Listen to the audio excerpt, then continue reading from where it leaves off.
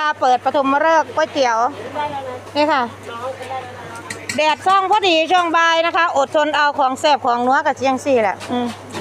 ผู้เฮ็ดกะนี่ค่ะเอาก็ธรรมดาแล้วเนาะคนผู้ลวกก็ลวกนะคะผู้จัดเสิร์ฟก็จัดเสิร์ฟเดี๋ยวพวกก็ทยอยกันลงมา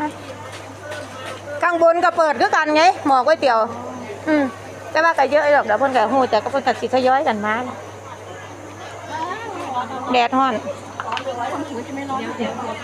ก๋วยเตี๋ยวนะคะบ้านโป่งนกนะคะโรงทานเจ้าภาพบ้านโป่งนกค่ะนี่ก๋วยเตี๋ยวเศรษฐีเฮ้ยเบิ่งเด้อพี่น้องเด้อโรงทานก๋วยเตี๋ยวเศรษฐีจากบ้านโป่งนกค่ะแดดซ่องพอดีค่ะช่วงบ่ายช่วงเที่ยงไปหาบ่ายพี่น้องคิดแต่ว่ามันหนาวแกว่าคิดซะว่ามันหนาวสั่น